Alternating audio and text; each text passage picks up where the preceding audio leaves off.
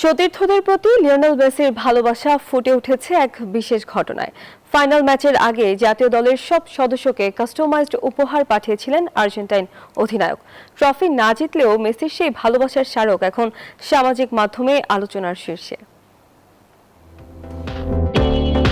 Football কেবল 90 মিনিটের গোলক ধাঁধা নয়, তার গভীরে লুকিয়ে থাকে বন্ধুত্ব আর পরম মমতার গল্প। মাঠে যার পা থেকে ঝড়ে জাদু, মাঠের বাইরেও তিনি এক পরম আগলে রাখা বৃক্ষ।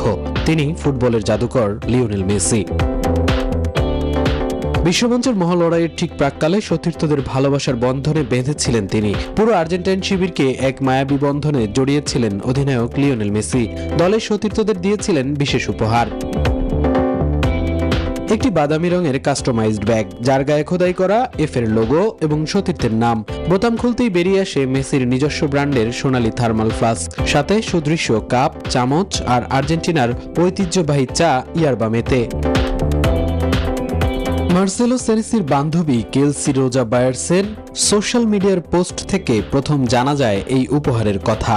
কেলসি তার আইডিতে মেসির দেওয়া সেই উপহার প্রকাশ্যে আনলেন। মার্সেলো সেনেসির নাম লেখা কাস্টমাইজড উপহার দেখালেন, আর তাতেই বিশ্বজুড়ে ছড়িয়ে পড়ে মুগ্ধতা। এ যেন শুধু উপহার নয়, একতার এক অমলিন দলিল।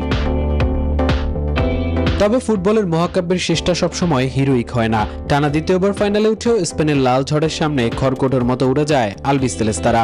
106 মিনিটে ফেরান তোরেসের শটে লেখা হয় আর্জেন্টিনার ট্র্যাজেডি। ভেঙে খান খান হয়ে যায় মেসি বাহিনীর শিরোপা ধরে রাখার স্বপ্ন। ইতিহাসের পাতায় বিষাদের ছায়া হয়ে থাকবে সেই ট্র্যাজেডি। তবে মেসির দেয়া উপহারগুলো সতীর্থরা মনে রাখবেন আজীবন।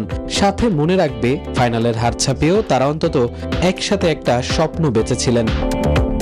মামুনুর রহমান, নিউজ 24।